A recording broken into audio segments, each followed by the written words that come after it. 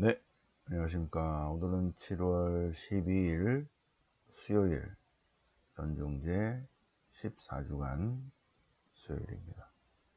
연중제 14주간 수요일 홀수의 독서는 창세기 41, 42 요셉 이야기입니다. 요셉 이야기. 그래서 오늘 요셉 이야기의 역사적 배경 한번 또 복습 공부하겠습니다. 네, 거기에 맞는 요셉과 같은 마인드, 요셉의 기도, 요셉의 시편 같은 시편 33편, 주님, 저희가 당신께 바라던 그대로 저희에게 헤세드, 사랑을, 자애를 베푸소서. 자, 그리고 복음은 마태복음 10장 파견 설교입니다. 마태복음 10장 파견 설교. 복음 선포시 주의사항입니다. 자, 그러면 창세기 37장부터 요셉 이야기입니다. 요셉 이야기. 요셉 이야기의 역사적 배경을 한번 볼까요? 먼저 보고 한번 할까요? 자, 오경의 구조를 본다면, 자,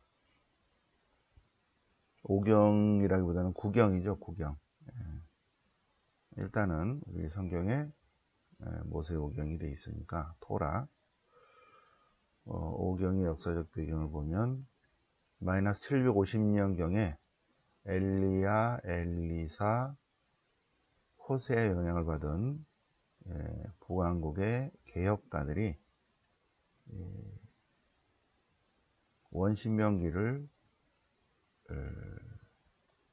원신명기 모음집을 합니다. 신명기 12에서 26. 이 신명기는 엘리야 정신을 그대로 이어받는 거죠. 신명기 5장 7절. 자, 원신명기 안에는 세 가지가 들어있는데 핵심이 한 분이신 하나님, 하나인 백성, 그리고 하나인 전례. 그런데 이 원신명기가 북왕국이 멸망하면서 예루살렘 성전으로 옮겨놨고, 예루살렘 북왕국이 멸망 후 100년이 지난 다음에 622년에 요시야 종교개혁 때 622년 요시야 종교개혁 때 요시야 왕의 국토 회복을 위한 신학화 작업으로 신명기 역사서가 이제 작업이 됐습니다. 그래서 원신명기 뒤로 붙여서 어디까지가 이스라엘의 땅인가, 다 잃어버렸으니까 아시리한테 다 점령당했어요. 그럼에도 불구하고 요시야는 조상들의 땅을 찾으려고 지도를 그린 것이 아니라 여호수아 시대의 전승을 가지고 여호수아기, 판관 시대의 전승을 가지고 판관기, 그 다음에 왕정이 들어서는 그래서 사무엘기, 그리고 왕조실록을 중심으로 열왕기를 작성했습니다. 신명기 역사서 초본입니다. 그래서 원신명기 앞뒤로 좀 살을 붙이고 신명기, 여호수아기, 판관기, 사무엘기, 열왕기, 요게 이제 신명기 역사서죠. 신명기 역사서, 신명기의 역사서. 이제 바빌론으로 유배를 간 다음에 유배 중에 많은 신학적 반성이 있은 다음에 바빌론 유배 이후에 페르시아 시대에 더 이상 땅을 주권을 잃어버려서는 안 된다. 우리가 후손들에게 뭔가를 자료를 남겨야겠다. 그래서 물론 이제 다른 외부적인 요인도 있습니다. 이스라엘의 자치법을 제출하라는 페르시아 요구도 있었죠. 그래서 앞에 작업이 시작됩니다. 그래서 538년 이후에 탈출기, 레위기, 민수기가 신명기 앞에 붙습니다. 탈출기, 레위기, 민수기가. 그래서 이 탈출기, 레이기, 민수기는 탈출전승, 신하전승, 광야전승, 그리고 법전들을 중심으로 해서 만들어집니다. 그래서 일단 8개가 만들어져요. 탈출기, 레이기, 민수기, 신명기, 여호수아기, 방학기, 사무엘기, 열왕기.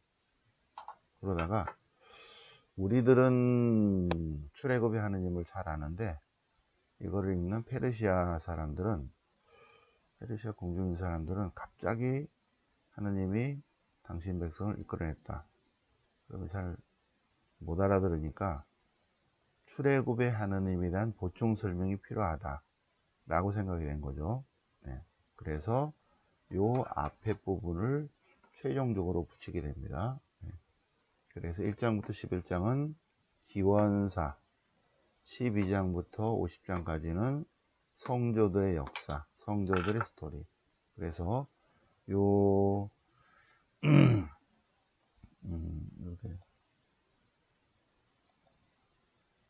여기 이렇게 해볼게요. 여기에서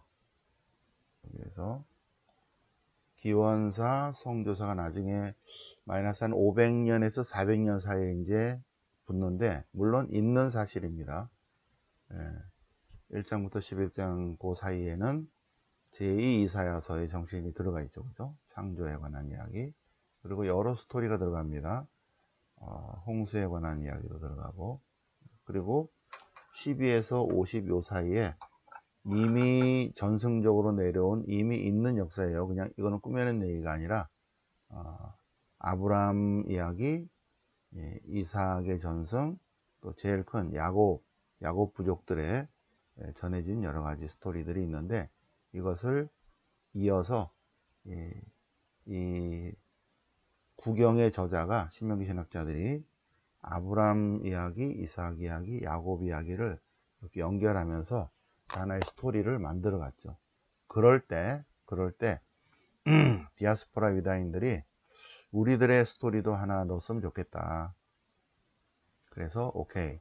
그래서 므낫세와 에프라임을 합쳐가지고 요셉 스토리를 하나 만듭니다. 그래서 아브라함 이야기, 이삭 이야기, 야곱 이야기, 이걸로 끝나야 되는데 37장부터 요셉의 스토리가 하나 들어간다. 요셉의 스토리가 마이너스 500년에서 400년 사이에 들어간, 이건 완전히 들어간 거죠. 들어간 이유는 디아스포라 유다인들을 위해서, 특별히 이집트 쪽으로 이제 가서 정착한 디아스포라 유다인들에게 메시지, 희망의 메시지를 주기 위해서 요셉 스토리가 하나 들어가게 됩니다. 37장부터. 그래서 오늘 묵상을 하게 되는데, 이 원래 있는 스토리, 아브라함 이야기, 이삭 이야기, 야곱 이야기, 그리고 요셉 이야기는 상당히 많이 꾸며진 이야기죠. 이런 이야기가 하나의 스토리로 쭉 엮어지면서 사실 있는 그 의미보다 훨씬 더 풍요로운 이야기가 된다. 이게 이제 미드라시 문학이죠. 자, 그래서 12에서 50까지의 성조사의 역사적 배경. 원래는 엘리야, 엘리사, 호세아의 어떠한 메시지가 있었죠. 그래서 그것이 모음집으로 묶어지면서 한 분이신 하느님, 하나님 백성, 하나님 전례 해서 북왕국의 율법서를 하나 만들었습니다. 그것이 150년 정도 지난 다음에, 130년 지난 다음에 신명기기 역사서로 발전했고, 그 다음에 바빌론 유배를 거치면서 8기형으로 됐다가 나중에 출애굽의 하느님이 어떤 하느님이다? 출애굽의 하느님은 창조주 하느님이시고, 그리고 출애굽의 하느님은 아브라함의 하느님이시고, 이삭의 하느님이시고, 야곱의 하느님이시고, 그리고 요셉의 하느님이시다. 이거에 대한 설명입니다. 탈출기가 바로 이야기가 나오면, 그러니까 출애굽의 하나님에 대한 보충 설명으로 두 덩어리가 나온 거죠. 기원사, 성조사. 요거는 출애굽의 하나님에 대한 설명입니다. 출애굽의 하나님. 출애굽의 하나님은 어떤 하나님이다? 창세기 1장. 창조주 하나님이시다. 그 얘기입니다. 네. 자, 그래서 요셉 이야기는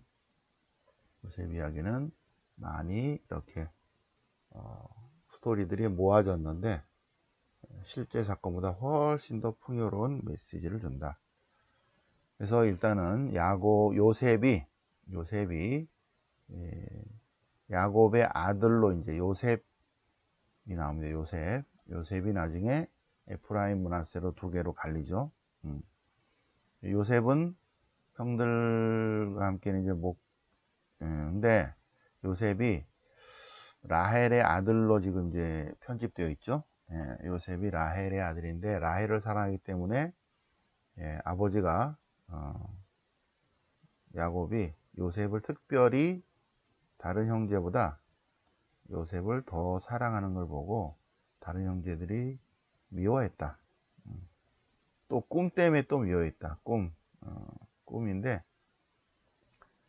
형들의 곡식단이 삥 둘러서 자기한테 큰절을 하더라. 그러니까 네가 우리를 다스린다는 말이냐 이렇게 되는 거죠. 나중에 이제 다스리는 게 되는 거죠. 꿈 때문에 그 꿈과 그가 한 말 때문에 더 미워하게 됐습니다. 그런데 이스라엘은 그 일을 마음속에 간직했다. 그래서 너무 미워해서 이제 아버지가 아들을 헤브론 골짜기를 떠나서 형들을 찾아보라 했다는 거예요. 요셉이 스켐까지 갔습니다. 헤브론을 떠나서 스켐에 도착해서 우리 형 못 봤어요? 니네 형 도탄에 간다고 그랬는데 도탄. 그래서 요셉은 형들의 뒤를 따라서 도탄에서 형들을 찾아냈어요. 그래서 어떻게 잘 지내십니까? 그 양들은 다 괜찮고요. 네, 아버지가 어떻게 형들 잘 있는가 알아보라 그래서요. 보통 양치로 나가면 2달, 석 달 이렇게 있다가 돌아오니까 잘하고 있는지 요셉을 시켜서 이제 심부름 보낸 거예요. 그런데 이때 바로 형들이 저놈 죽여버리자. 저 꿈쟁이 오느라 죽여버리고 꿈이 어떻게 되는가 한번 보자 했다는 거죠. 그런데 큰아들 르우벤은 죽이지만 말자. 그냥 구덩이에 넣었다가 없어졌다고 하자. 그러고 이제 딴 데 나가는 사이에 팔아버렸어요. 미디안 상인들에게 요셉을 팔아버렸어요. 은전 20니플 20셰켈을 그들은 요셉을 이집트로 데려갔다. 이집트로 데려가서 파라오의 경호대장 포티파르에게 팔았다. 그도 팔았다. 20셰켈 주고 팔고 50셰켈로 팔았어요. 상인들이니까 장사를 하는 거죠. 37에서 38, 39, 40을 빼고 41로 쭉 넘어왔습니다. 파라오가 꿈을 꿨는데 꿈을 아무도 해석을 못해요. 그래서 소개받아서 요셉이 꿈풀이를 합니다.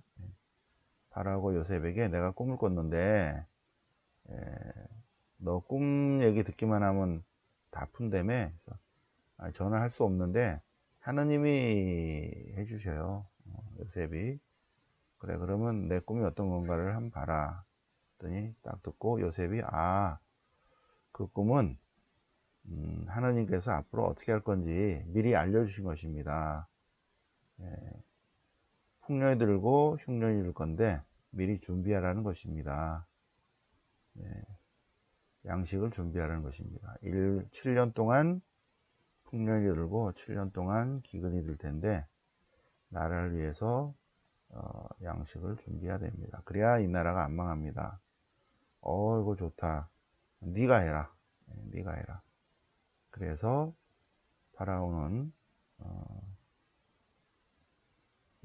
이집트 임금 파라오는 요셉을 이집트의 총리, 재상이 되게 했습니다. 그때 나이가 30살이었다. 30살이었다.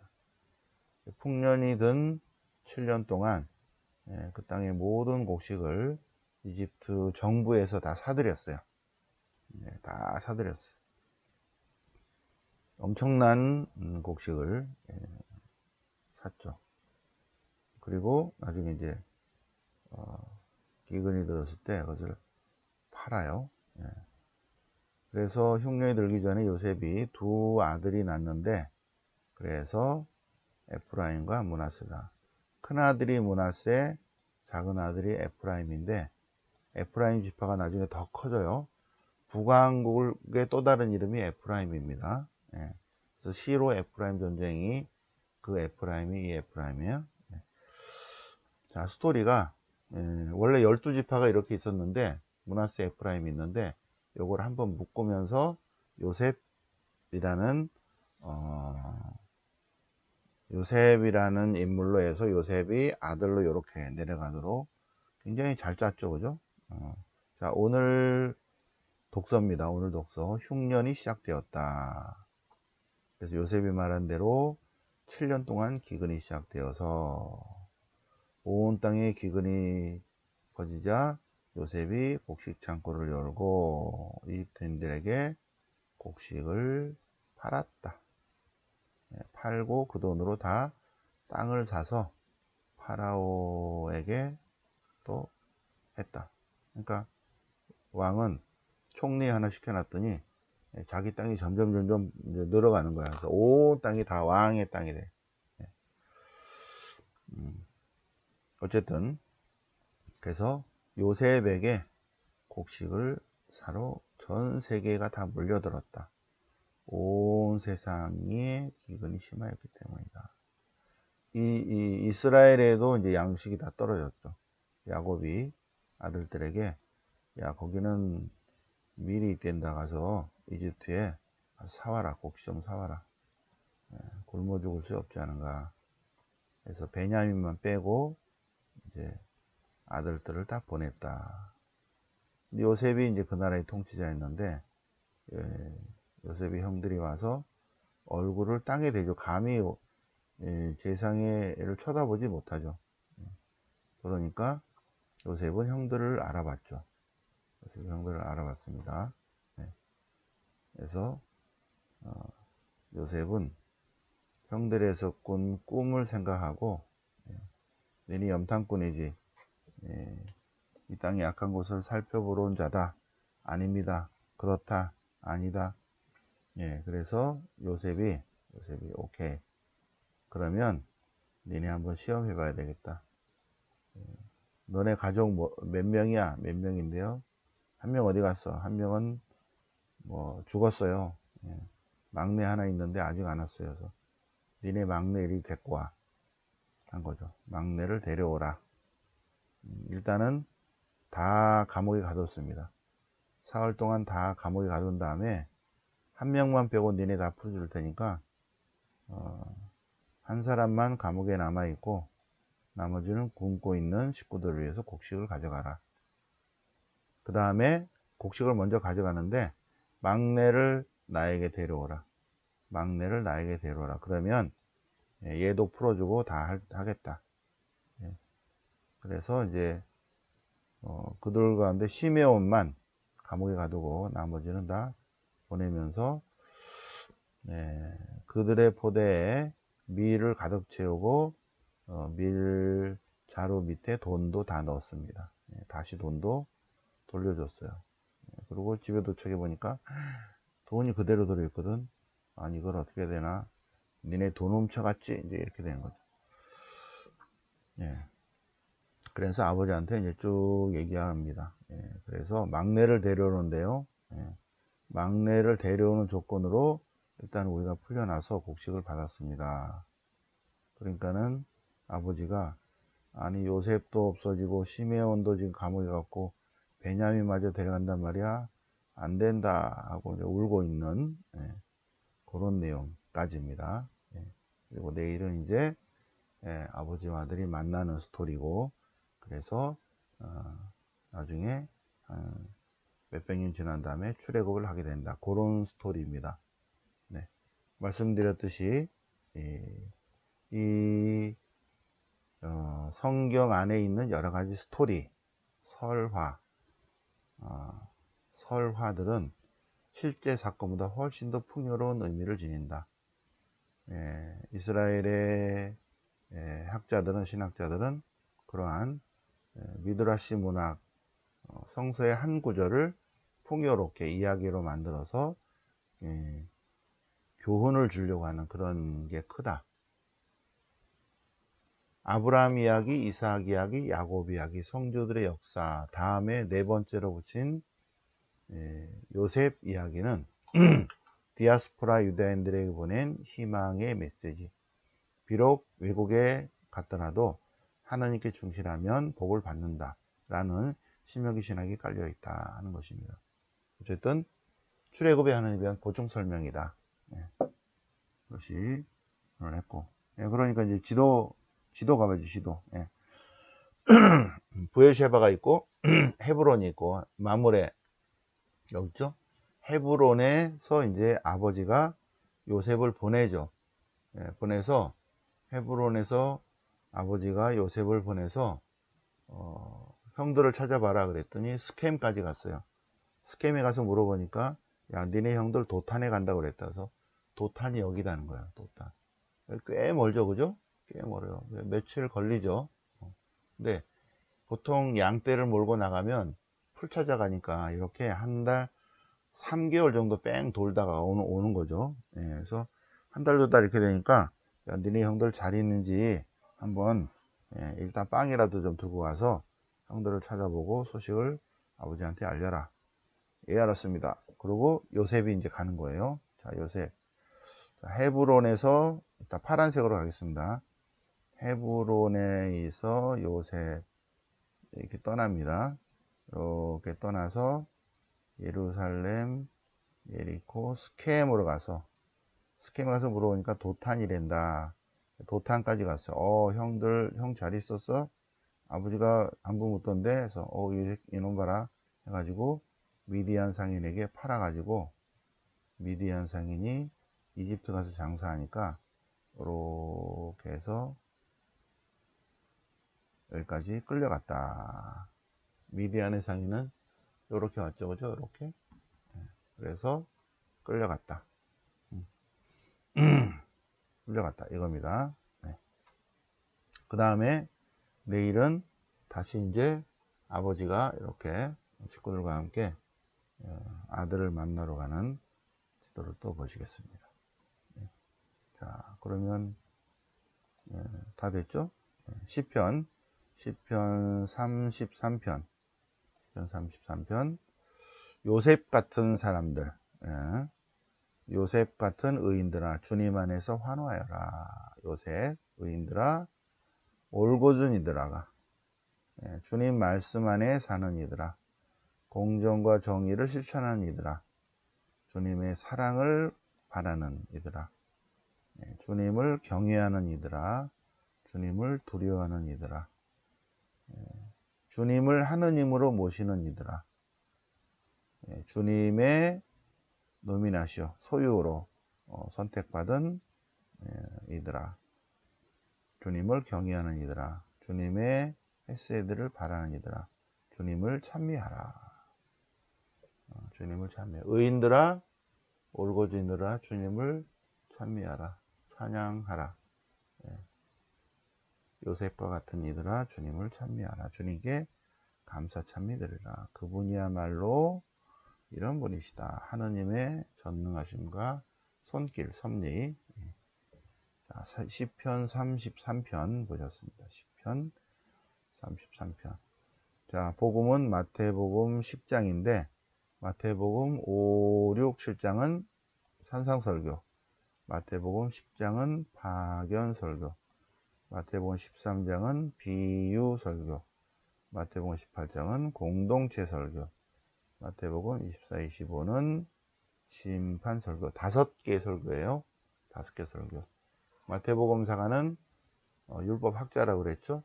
그러니까 마태복음 사가의 머리에 항상 5가 있어요. 5. 창세기, 탈출기, 레위기, 민수기, 신명기 5. 그래서 5개 설교, 산상설교, 파견설교, 비유설교, 공동체설교, 심판설교. 이렇게 5개의 설교 위에 쫙 마태복음을 깔아놨다. 그 중에 이제 오늘 내일 계속 묵상할 마태복음 10장 파견설교입니다. 예수님께서 12제자를 부르셔서 파견하십니다. 파견하셔. 12제자의 이름은 시몬 베드로와 안드레아, 그리고 야고보와 요한, 필리포와 발도로메오, 토마스와 마테오, 야고보와 타데오, 18호 시몬, 그리고 유다 이스가리옷이다. 많은 제자 중에 12제자를 부르셨어요. 12제자. 그래서 12사도를 파견하십니다. 파견하시면서 다른 민족들에 가지 말고 이스라엘의 길 잃은 양들에게 가라. 일단은 먼저 유다인들에게 복음을 전하라. 그리고 그 다음에 이제 이방인들에게. 그래서 사도들은 다 물론 이방인들에게도 전했죠. 사도들도. 네. 먼저 그러니까 제일 먼저는 하느님이 선택하신 이스라엘의 복음을 전하고, 그 다음에는 새로운 이스라엘에게 복음을 전하는 것입니다. 가서 하늘나라가 왔다. 하늘나라가 가까이 왔다. 하늘나라는 하느님 나라죠. 그래서 마태복음사가는 율법학자이기 때문에 하느님이라는 단어를 쓰기를 굉장히 두려워해요. 그래서 하느님 나라를 하늘나라로 꼭 바꿉니다. 하늘나라가 가까이 왔다. 하늘나라는 하느님이 왕이 돼서 다스리는 나라죠. 하느님이 왕이 돼서 당신의 공정과 정의, 사랑과 평화를 다스리는 통치를 하느님 나라라고 한다. 하느님의 나라, 하늘나라, 하느님 나라, 하느님의 통치, 하느님의 다스리심, 하느님의 손길이 가까이 왔다. 이미 왔다 하고 선포하라. 이 뒷부분은 또 내일 거니까 내일도 쭉 계속 묵상을 보시겠습니다. 네. 그리고 이번 주는 별 특별한 준비사항이 없습니다. 자, 오늘 7월 12일 베로니카 주기를 맞아서 연중 14주간 수요일 독서와 복음 묵상해 보셨습니다. 영광이 성부와 성자와 성령께 처음과 주지 항상 영원히 아멘. 성부와 성자와 성령 이름으로 아멘.